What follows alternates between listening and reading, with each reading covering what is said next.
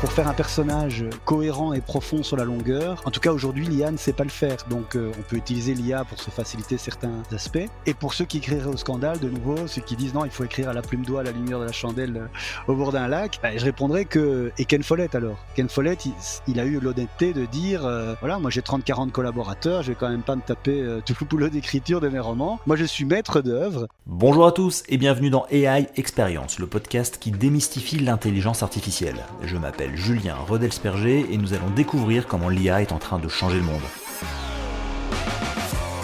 Et pour cela, j'ai le plaisir d'être accompagné par Bertrand Mizon, qui est chercheur en intelligence artificielle et écrivain. Originaire de Belgique, il vient de sortir le nouveau Michel H aux éditions Edern, qui est son deuxième roman, après le remarqué Été 99, paru en 2023. Aujourd'hui, nous allons donc parler d'IA, évidemment, mais de l'IA en lien avec la créativité littéraire. Après tout, l'IA a tout vu, mais n'a rien vécu, et pourtant elle est partout et impacte tous les métiers de la création. Comment écrire un livre à l'ère de l'IA? Que faire d'une IA directrice artistique, scénariste, voire productrice? Que dit l'IA de notre société et comment influence-t-elle notre culture et notre représentation du monde? On va parler de tous ces sujets et de bien d'autres. Bonjour Bertrand, merci de participer à cet épisode d'AI Experience. Comment vas-tu? Eh bien, ça va très bien. Merci en tout cas pour l'invitation et je me réjouis d'échanger pendant cet épisode sur ce sujet qui me tient particulièrement à cœur. Eh ben, merci de ta présence, Bertrand. Alors, l'IA, on parle surtout beaucoup d'IA générative en ce moment et de ChatGPT. Aujourd'hui, on a un peu l'impression qu'en utilisant ces outils, n'importe qui peut devenir écrivain. Est-ce que c'est difficile d'être un écrivain, un vrai, en 2025? Et comment est-ce que toi, tu intègres justement ces outils et ces changements technologiques dans ton travail? Alors premièrement, attention, c'est le genre de question qui pourrait fâcher beaucoup de mes collègues écrivains. Et c'est pas une blague. J'ai déjà eu des conversations assez houleuses sur le sujet, mais effectivement, j'ai la chance d'avoir la double casquette chercheur en IA et auteur de romans. Donc c'est vrai que là-dessus, je peux peut-être plus facilement garder mon calme et avoir une réponse qui est digne d'intérêt puisqu'elle n'est pas excessive, on va dire. Hem, donc, moi, je vois 2 questions, dans cette question. Bon, premièrement, est-ce que ChatGPT peut faire de n'importe qui un écrivain? Heu Mmh. et ça, c'est vrai que on le voit sur les réseaux sociaux, hein, des pubs qui passent là, ChatGPT va vous faire, riche et célèbre, en 5 minutes, vous fatiguez pas, il y a qu'à payer l'abonnement. Et évidemment, on comprend tous d'instinct que c'est pas si simple, mais malgré tout, je trouve qu'il y a déjà beaucoup matière à débat sur cette question. Est-ce que finalement, l'IA générative avec ses pouvoirs bluffants, nous donne les super pouvoirs pour devenir un écrivain? Et c'est cette question justement, je les traite dans le roman que vous avez cité, le nouveau Michel H, parce que, je trouve que c'est intéressant de l'explorer sous la forme d'une fiction, de faire une fable en fait où justement tout se déroule, tout semble aller dans ce sens-là et puis, donc j'invite évidemment les auditeurs à se faire leur propre opinion, sur cette, question ChatGPT peut-il transformer un kidam en écrivain? En lisant le bouquin. Bon maintenant, il y a un autre, enjeu, je pense, qui est très important, c'est que, c'est au lecteur de trancher, à la fin. C'est-à-dire, et là aussi, moi, je ça alors je reste calme par rapport à ce genre de questions provocantes, mais par contre, ça a le don de m'énerver, quand on a une vision, manichéenne, avec IA ou sans IA. Je pense que c'est une guerre perdue d'avance, que, la technologie est là et les gens s'en serviront, mais ça veut pas dire que, qu'il y aura plus d'humain écrivain, quoi. Donc pour moi, la question qui est en fait, votre 2e sous-question, c'est, voilà, qu'est-ce que ça signifie d'être écrivain, à l'heure de l'IA, Bah, générative? justement, c'est quoi un écrivain? Quelles sont les qualités intrinsèques à un écrivain, indépendamment de la technologie utilisée, pour écrire un livre? C'est quoi? On parle de créativité, j'imagine, principalement? Ce qui est bien, moi, ce que j'adore avec la littérature, c'est qu'elle est riche et diverse et d'ailleurs elle a des vertus différentes. Donc moi, si je réponds à la question, en tant que lecteur, j'adore les bouquins qui donnent un sens, à ce que je vis, à ce que je vois. J'aime beaucoup, la littérature, qui explique, que ce soit des classiques, ou que ce soit des romans contemporains, mais des romans qui dépeignent notre époque.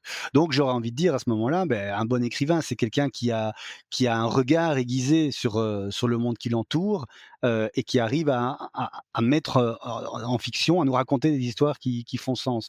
Maintenant, je sais pas, il y en a d'autres qui vont dire: «Moi, j'aime bien, lire pour me faire peur» ou «J'aime bien lire, pour oublier que je m'ennuie», voilà. Et je crois qu'à ce moment-là, ce sera des qualités différentes.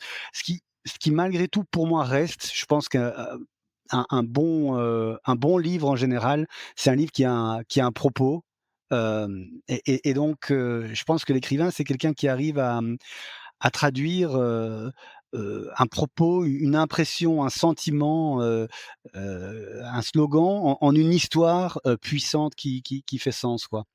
Et voilà, dire ça, c'est déjà, effectivement nuancer le propos de l'IA qui pourrait écrire un bouquin, et qui a rien à faire, quoi. D'accord, mais et en quoi l'IA générative s'inscrit dans cette démarche, d'écriture?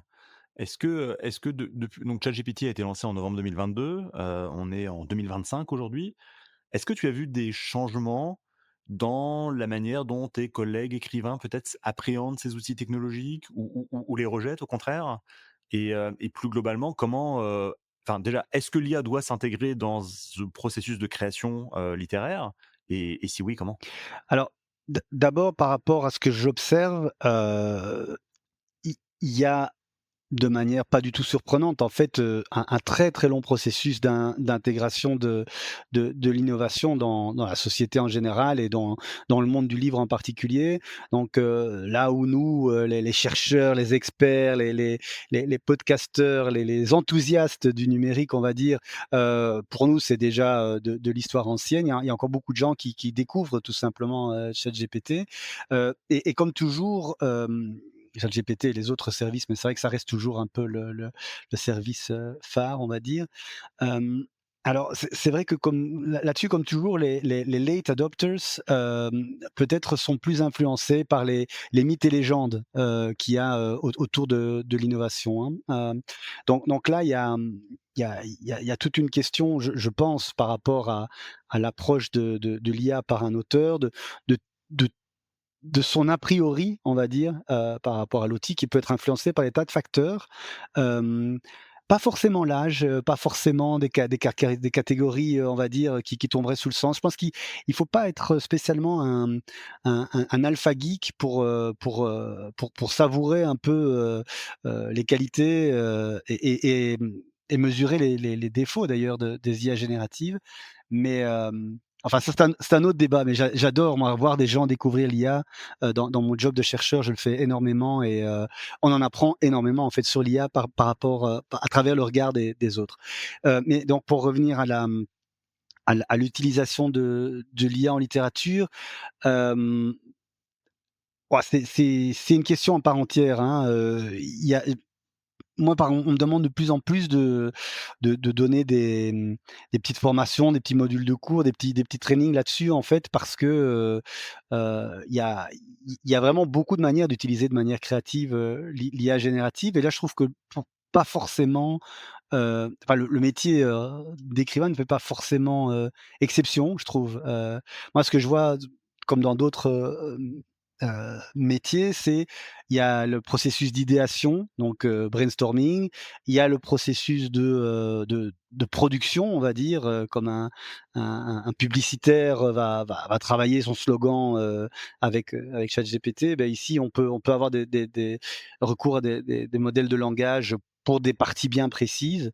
Et puis, voilà, c'est en tout cas les deux grandes catégories. Je pourrais développer plus en avant, si on veut. Est-ce que toi, tu as utilisé l'IA générative pour l'écriture de tes, 2 livres? Déjà pour le premier, là, c'est un non catégorique, donc il a été publié effectivement, début 2023, mais avec les temps, éditoriaux, il a été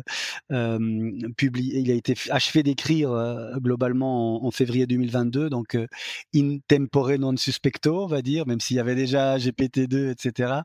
Mais c'était pas du tout le projet, c'était pas du tout l'esprit, et donc là, pas du tout.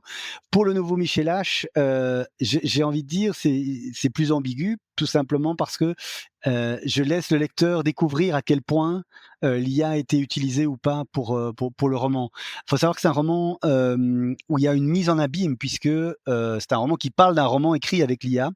Et donc ça s'appelle Le Nouveau Michel H parce qu'en fait, l'intrigue tourne autour d'une intelligence artificielle qui aurait été entraînée pour imiter le célèbre écrivain Michel Houellebecq. Et donc voilà, ça fait complètement partie de l'intrigue. Donc bien sûr, l'IA, est au cœur du roman. On a vu dans beaucoup d'outils d'IA, je pense notamment aux générations d'images, type Midjourney et cetera, que c'était relativement facile de créer des images dans le style de, tu sais, une image dans le style de Van Gogh, de Picasso et cetera.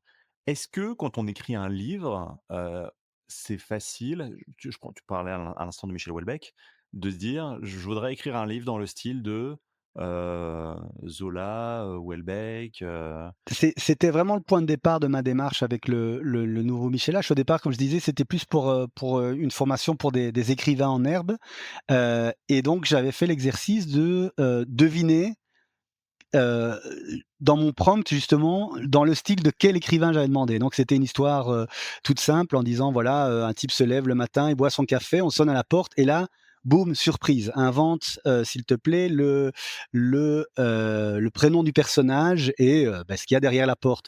Dans le style de et j'avais pris Houellebecq, Villon et Camus. Heu et c'était, comme on dit souvent, bluffant. C'est vraiment un terme, je sais pas pourquoi, qui revient toujours, une épithète qui revient toujours, pour les résultats.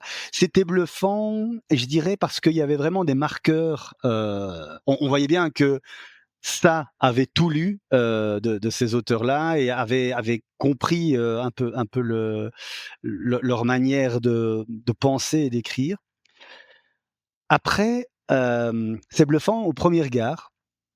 Heu, mais quand on réfléchit de plus près, quand on regarde phrase par phrase, quand on analyse, on se dit: «Mais en fait, ces 3 écrivains renommés n'écrivaient pas exactement comme ça». Il y avait quand même malgré tout des tournures de phrases.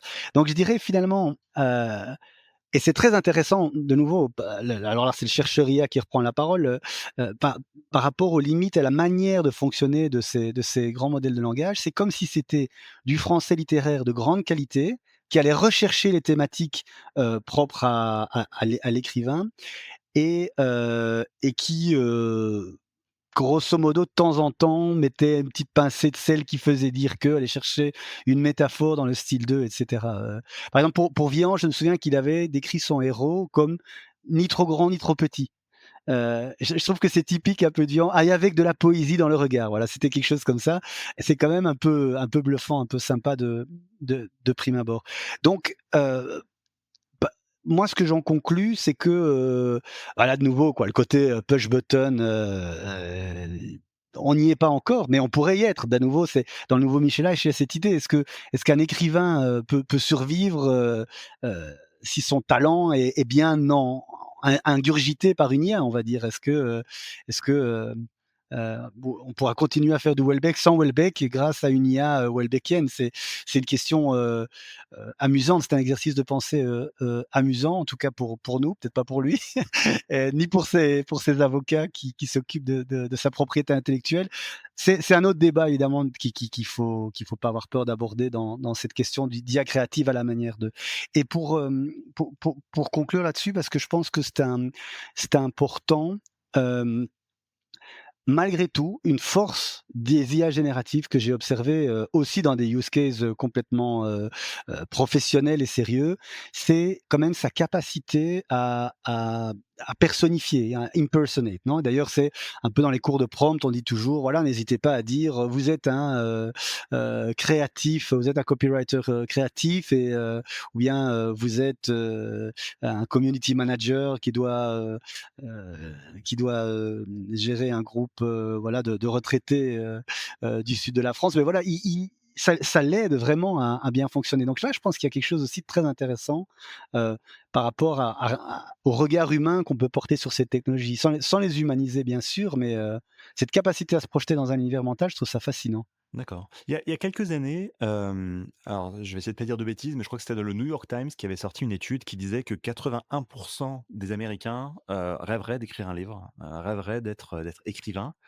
Hem, Ma question pour toi, c'est de savoir si ces nouvelles technologies, IA générative en tête, heu faciliteraient ce travail et auraient tendance quelque part à abaisser les barrières à l'entrée, parce qu'on sait qu'écrire un livre, ça peut prendre du temps, ça peut être très compliqué, il faut l'idée, il faut savoir écrire. Est-ce que tout ça, finalement, c'est encore nécessaire à l'ère de l'IA générative? Et est-ce que ces 81 de personnes qui souhaitent être écrivains, finalement, pourraient le devenir aujourd'hui avec l'IA? Ah, en tout cas, c'est la promesse de ceux qui vont vendre des solutions littéraires basées sur l'IA. Faut savoir que les correcteurs, orthographiques, professionnels type Antidote, très utilisés par les écrivains, intègrent déjà des fonctions d'IA générative. Moi, personnellement, je vois ça comme un continuum, et c'est aussi mon avis de chercheur, c'est-à-dire, la révolution de ChatGPT, j'ai pas peur de l'appeler comme ça parce que ça a capturé l'imagination avec cette IA conversationnelle, mais je veux dire, voilà, l'IA détermine déjà, nos SMS pour nous, depuis un bout de temps et avec des capacités de calcul fort limitées. Mais voilà, c'est ça à une plus grande échelle. Donc, je pense que, et par rapport à produire un roman, bah, je pense que de toute façon, c'était déjà vachement plus facile en 2020 que en 1950. Avec une machine à écrire ou même en 1800, avec une plume d'oie et compagnie. C en dehors de l'aspect purement technique, papier, machine à écrire et cetera, le traitement de texte est quand même beaucoup plus confortable. On peut s'effacer, se corriger sans cesse. Il y a toutes les aides qui existaient déjà, chercher des synonymes, et cetera. Donc moi, je pense qu'il y a vraiment un continuum à ce niveau-là et finalement la production de texte n'est qu'une partie, du travail de l'écrivain. Par contre, baisser les barrières, et le livre a ce statut, spécial, c'est pas le seul, mais d'être un objet culturel et un objet commercial en même temps. Mais donc si on parle vraiment business, bah, c'est plus facile d'écrire un livre, techniquement, pratiquement, ça prend moins de temps, donc il y en aura encore plus et entre guillemets, ça déprécie, la valeur qu'on attribue, à un livre. Mais de nouveau, cette tendance-là, elle existe déjà, depuis longtemps, c'est-à-dire, hem sans doute que dans les années 50, 60, on pouvait dire de quelqu'un: «Ah, il est extrêmement intelligent, il a même écrit un livre». Aujourd'hui, ça paraît ridicule, de dire ça. On se rend bien compte qu'il y a quand même vachement beaucoup de gens qui sont capables d'en écrire un et d'ailleurs, il y a tout cet aspect, de la longue traîne des petits livres qui se vendent peu par rapport à le mythe de la grande littérature qu'on a encore. Ce que tu dis, Bertrand, est justement est intéressant parce que, on a l'impression que quand on se place un peu dans la peau du lecteur, on fait face aujourd'hui, notamment sur Amazon, à une espèce d'inflation de contenu. Il y a de plus en plus de contenus, de livres, d'ouvrages qui sont publiés, parfois auto-édités, auto-publiés. Comment est-ce qu'on fait pour choisir, les livres à lire et comment est-ce que, en tant que lecteur, on s'y retrouve dans cette jungle où c'est pratiquement plus rapide à écrire un livre qu'à le lire? Ouais, alors là aussi, je vais plaider que c'est déjà un phénomène qui s'observait avant. Tu as parlé de l'auto-édition, qui est aussi rendu possible par d'autres technologies, beaucoup moins sexy que l'IA générative, mais tout aussi efficace pour nous, effectivement, permettre, d'avoir toujours plus de livres disponibles, à consommer. Il y a 2 choses, hein, là. Il y a le côté, la valeur qu'on donne aux livres et donc là, j'en reviens à ce que je disais tout à l'heure, ça déprécie un peu, la valeur du livre en général puisqu'il est moins rare. Hem mais donc il reste toujours le même problème de là-dessus que lire, comment avoir une espèce de certification qu'un livre est bon et là, c'est très intéressant ce qui est en train de se passer, c'est-à-dire qu'il y a par exemple tout ce shift vers les réseaux sociaux, vers la lecture, l'aspect communautaire, s'identifier au réseau social. J'imagine que c'est pareil dans toute la francophonie. J'étais, l'autre jour à un salon, littéraire et il y avait un raz-de-marée de de lecteurs, qui venaient pour les auteurs de New Romance, et avec, des chariots entiers de livres avec des petits cœurs et cetera. Voilà, c'est incroyable et c'était des livres qui coûtaient très cher et c'était des gens qui en achetaient plein et qui avaient pas forcément les moyens. Donc, il y a vraiment un engouement énorme, en fait, par rapport à d'autres formes de littérature, tout simplement, parce que les règles du jeu ont changé, les règles de validation ont changé. Elles se sont rapprochées finalement de celles des réseaux sociaux. Là aussi dans le nouveau Michel H, je me suis fait, plaisir en mettant aussi ça en scène avec une influenceuse qui rentre dans la bataille à un moment donné, et qui bouscule effectivement ces vieilles hiérarchies bourgeoises où en fait c'est le critique littéraire, si possible parisien, qui décide ce qui est intelligent, ce qui ne l'est pas, ce qui est intéressant, ce qui ne l'est pas, ce qui est important, ce qui ne l'est pas. Ben ça c'est fini maintenant, c'est la nouvelle génération qui prend le pouvoir. Donc voilà, c'est un phénomène qu'on observe ailleurs, pour le meilleur et pour le pire, je vais dire, soyons ouverts, hein, il n'y a pas que le Goncourt et il n'y a pas que, les journalistes parisiens qui peuvent lire et conseiller des livres, hein. Est-ce que, alors toi, tu as eu la chance d'être édité, par un éditeur évidemment, mais, est-ce que, quelque part, à un moment donné, l'auto-édition, a traversé ton esprit? Est-ce que tu t'es dit: «Bah, ce livre que j'ai écrit, je vais m'en occuper moi-même de A à Z»? Non, ça m'intéressait pas, pour de multiples raisons, mais il y en a une qui est toute simple, c'est qu'en fait, c'est chouette, de travailler en équipe. Moi personnellement, en plus, j'ai la chance de travailler, en binôme avec un ami d'enfance qui est aussi écrivain et qui est, romaniste de formation, donc qui connaît la langue française, comme je connais le langage python, donc ça aide. Et on va dire, pour moi, c'est important, donc je voulais m'appuyer sur une structure. En plus, voilà, c'est peut-être un peu une pudeur d'artiste, suranné d'un siècle dernier du siècle dernier, mais je trouvais que c'était pas mon rôle spécialement de faire le côté commercial, le côté lisez mon livre, ça me gêne un peu, voilà. Maintenant, je le fais quand même, hein, la promo, c'est chouette et on rencontre des gens, mais il faut voilà, je voulais pas ça. D'accord. Comment tu équilibres ton temps entre, ton travail de chercheur en intelligence artificielle, ton travail de romancier, puis j'imagine tu as aussi un travail de veille, intelligence économique, voir un peu ce qui se fait, les tendances, et cetera. Comment tu arrives à concilier tout ça? Ouais, ah, bah, je dirais que schématiquement, bah, j'ai mon job de jour et j'ai mon job de nuit, donc la littérature, c'est la nuit et ça s'y prête bien, donc tant mieux, surtout dans ma manière de créer. Moi, j'aime bien les états un peu, de semi-conscience pour, permettre, de ouais, d'être le plus créatif possible. Est-ce que ces 2 mondes sont imperméables? Ou est-ce que quelque part ton travail, ton état d'esprit de romancier influence ton travail de chercheur et vice versa?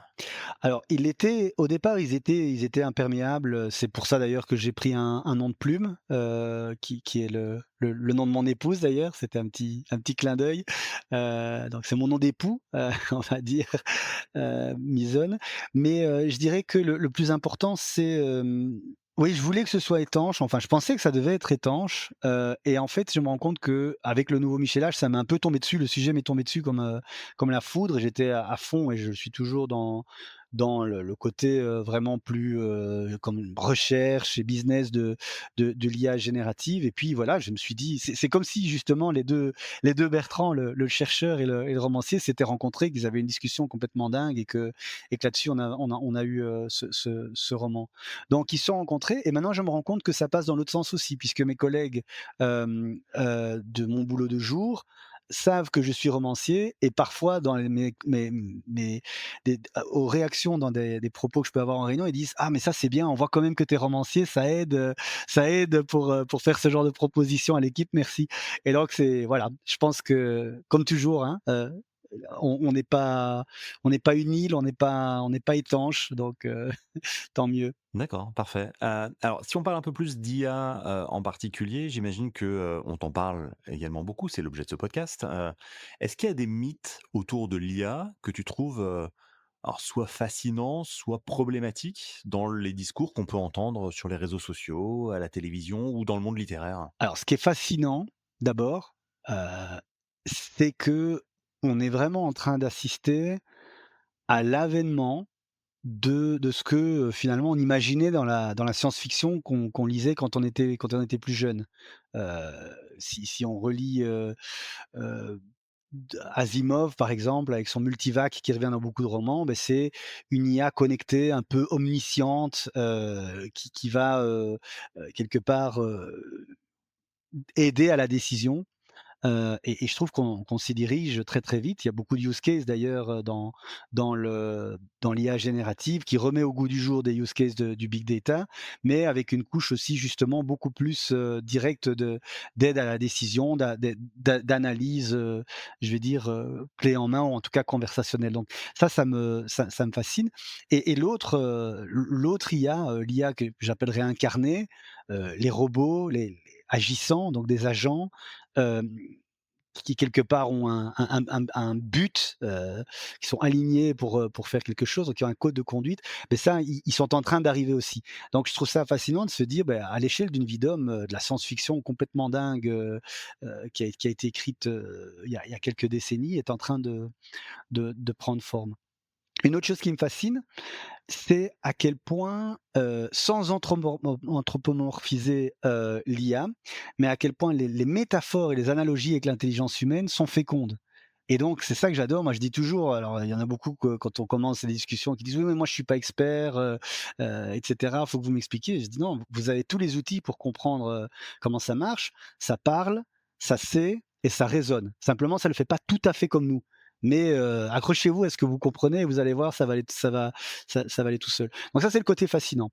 Alors pour parler du côté sombre, du côté, nuisible, je pense qu'on est trop, bercé, par le mythe collectif que ce sont des machines, et donc elles sont forcément vecteurs d'objectivité, de rationalité et quelque part elles vont rendre le monde, ouais plus raisonnable, plus sage, de par leur nature même, numérique. Je pense que ça, c'est une grave erreur.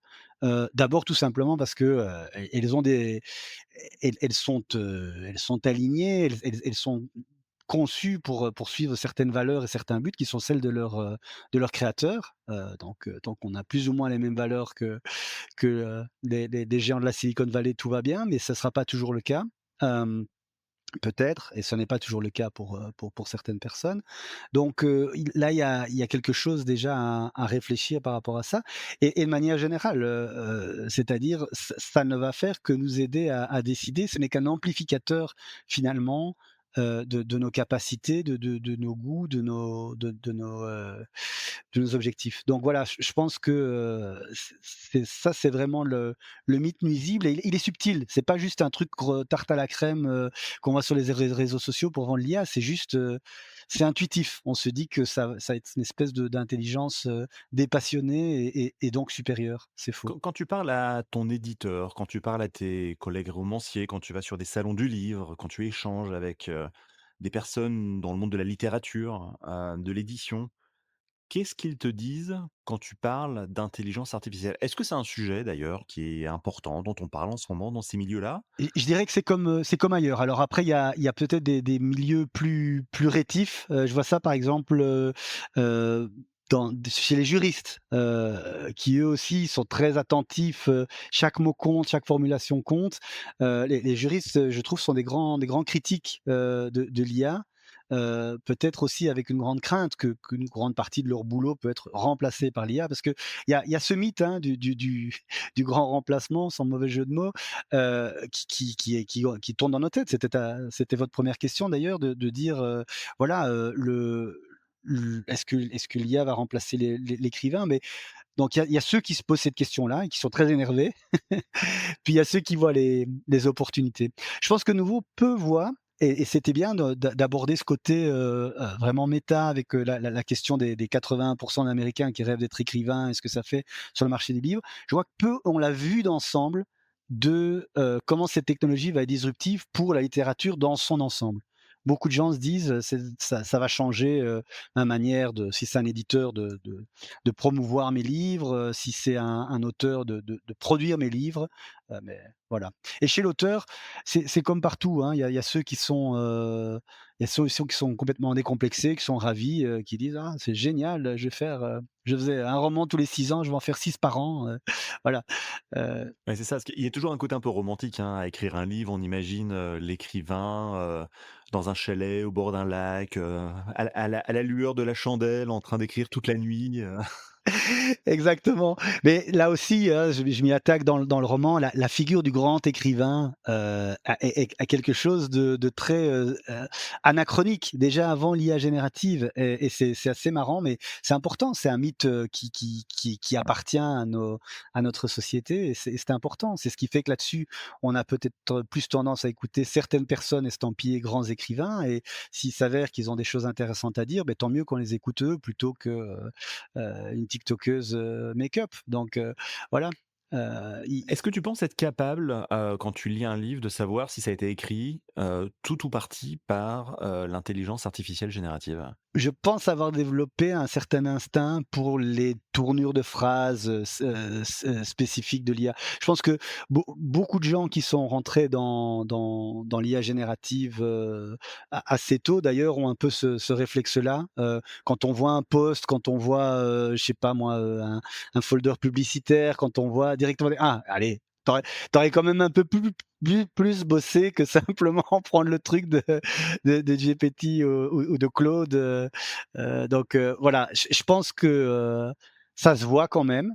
Maintenant, moi ce que je pense vraiment, c'est que, il faut retravailler bien sûr. Ce serait idiot, tout comme, il y a des exceptions, hein, il y a des gens qui écrivent en une traite et c'est parfait. Il y a le fameux La Route de Kerouac, qui a été écrit visiblement sur un rouleau de feuilles comme ça, d'un coup et c'était parfait.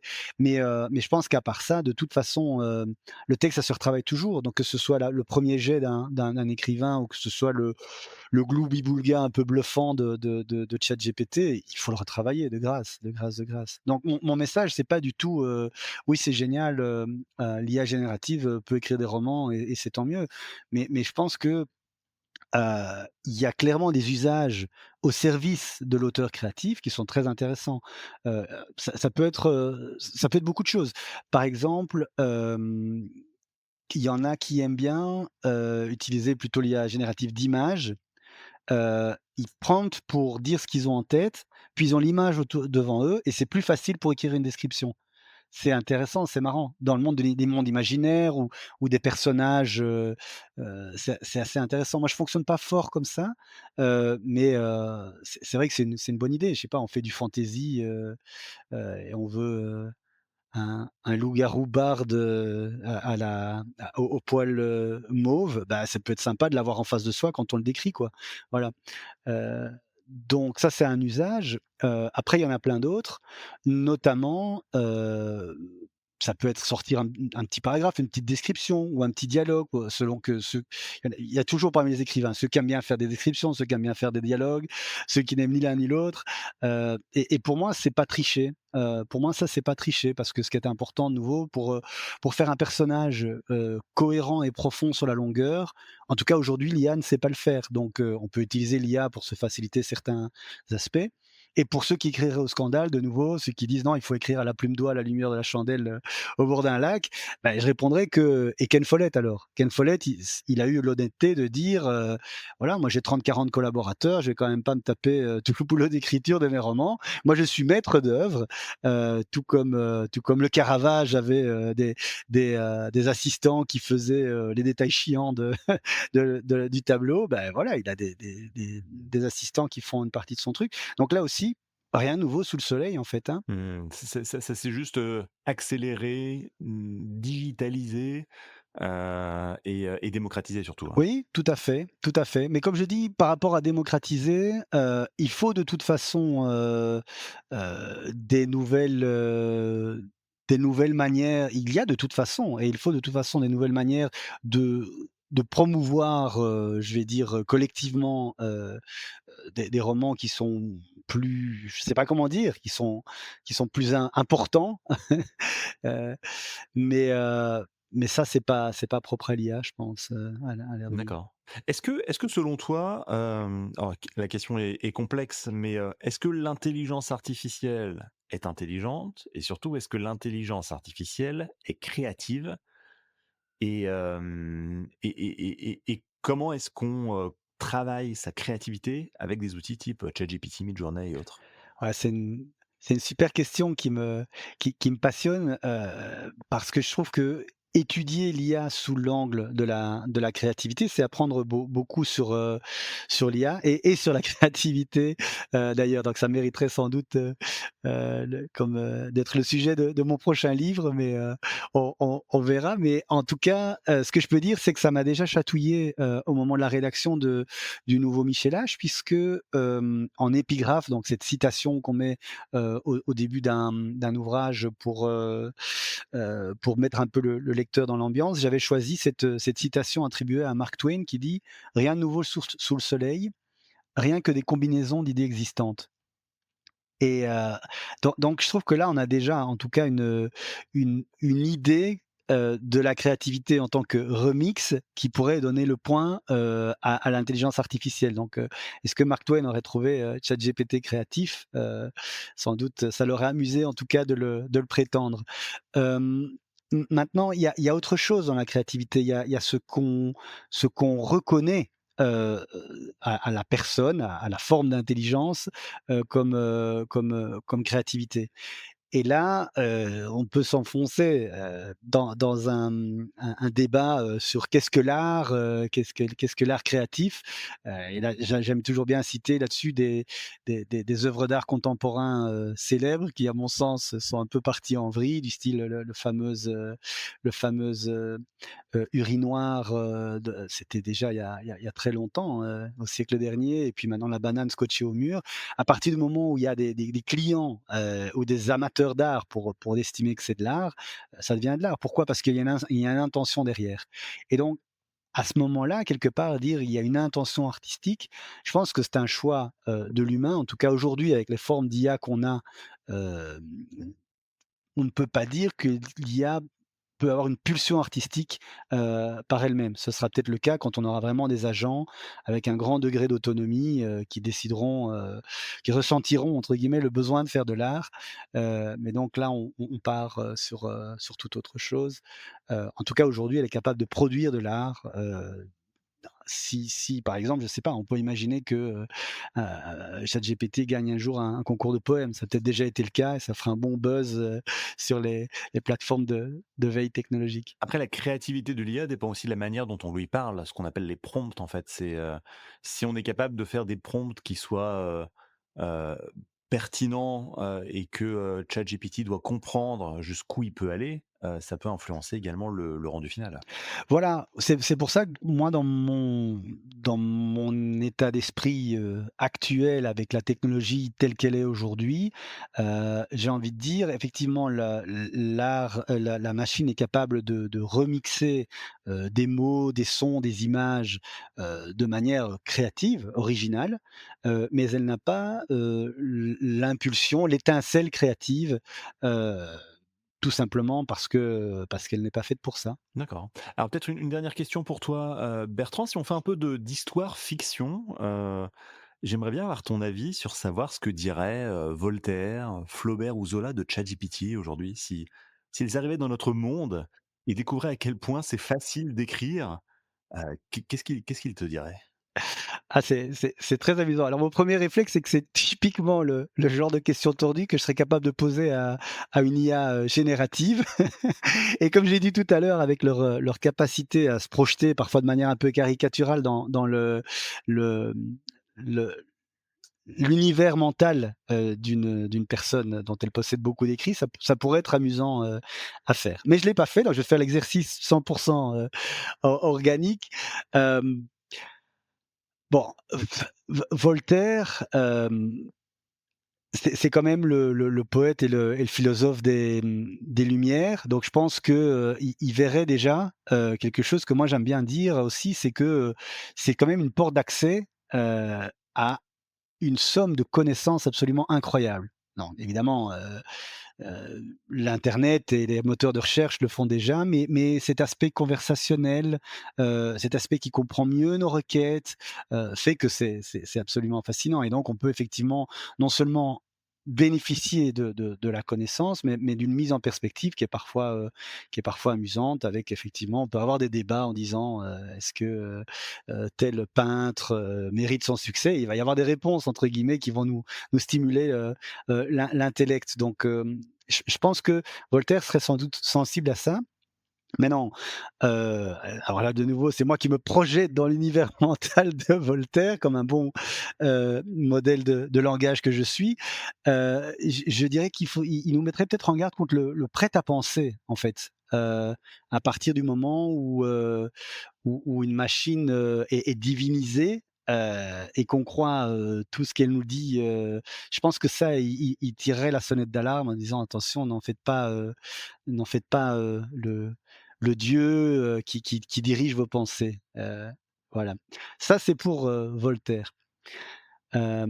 Flaubert, bon, Flaubert, c'est le type qui a bien aimé, mettre en scène les travers de la société dans laquelle il vivait, hein, donc je pense que là, il s'en donnerait à cœur joie sans doute à se moquer, de certains travers qu'on a par rapport, à l'IA. Donc effectivement, peut-être qu'il aurait des héros qui voudraient, devenir riches sans rien faire grâce à l'IA, ou alors il parlerait peut-être, d'une usine de saucisses qui se rend compte qu'elle ne pourrait pas survivre sans implémenter l'IA générative et donc voilà, il y aurait un petit côté comme ça, fable, au 1er degré, c'est le truc. Et alors Zola, évidemment, les grands combats, c'est ça qui me vient tout de suite en tête, les grands combats, sociaux. Alors là, je vois, je vois le prompt défiler, enfin la réponse de ChatGPT défiler devant moi si je l'avais, tapé, mais je pense qu'il dirait qu'il faut lutter pour mettre, l'IA au service de l'humain, et il attirait l'attention et il aurait tout à fait raison, merci Émile, de dire que: «Attention, ces technologies sont dans les mains de quelques puissants, dont le but dans la vie n'est pas spécialement de rendre heureux les masses laborieuses». D'accord. Parfait, intéressant. Écoute, merci beaucoup Bertrand. Alors à la fin de chaque épisode, l'invité du jour doit répondre à une question posée par l'invité précédent. En attendant d'écouter la tienne, je vais te laisser écouter celle de Laura Siboni qui est, coïncidence du calendrier, également autrice, écrivaine, mais elle est aussi conférencière, formatrice et enseignante. On écoute sa question. Quel est votre auteur favori et pourquoi? C'est une question qui est toujours très révélatrice. Oui, alors je me méfie parce que je sens que c'est une question révélatrice, donc je suis testé, mais je vais être moi-même, c'est pas grave. Heu, Dans les auteurs, contemporains, je dirais, Aurélien Bélanger, qui est l'auteur notamment de La théorie de l'information, hem et qui est un auteur de romans justement un peu, heu à la Flaubert qui parle de notre époque, à travers des personnages inspirés de réels, mais avec, des twists un petit peu extravagants et drôles à la fin. Donc, je pense que je vais tout simplement citer, Aurélien Bélanger, parce que c'est ce que je disais en tout début d'épisode. Moi, j'aime bien la littérature qui donne du sens, qui nous raconte des histoires qui soient à la fois divertissantes et édifiantes, quoi, qui nous permet de comprendre le monde dans lequel on vit. D'accord, parfait, très bien. Alors à toi à présent, quelle question est-ce que tu aimerais poser au prochain invité? Ah, c'est une question qui peut paraître un peu sombre ou négative, en tout cas une forme de mise en garde, mais qui se veut surtout, prospective et constructive. Et donc, c'est à propos du moment où ça va partir vraiment en vrille avec l'IA. Donc à quel moment est-ce qu'on va se rendre compte qu'on est allé trop loin? Et donc comment décririez-vous, la situation, dans laquelle, l'humanité se trouvera au moment où elle dira: «Ah oui, là là on est quand même allé trop loin là avec l'IA». Parfait, très bien. Eh ben, écoute, j'apprécie la créativité et la recherche dans la question. Merci beaucoup de ta participation. Bertrand Misonne, je rappelle que tu es chercheur en intelligence artificielle et écrivain. Merci d'avoir participé à ce podcast. Merci beaucoup, au revoir. Si vous avez aimé cet épisode, n'oubliez pas de vous abonner à l'émission sur votre plateforme de podcast préférée. Votre soutien compte et vos commentaires peuvent aider à partager cette expérience avec d'autres. Vous pouvez aussi visiter le site web ai-experience.io pour aller plus loin. À très vite pour un nouvel épisode.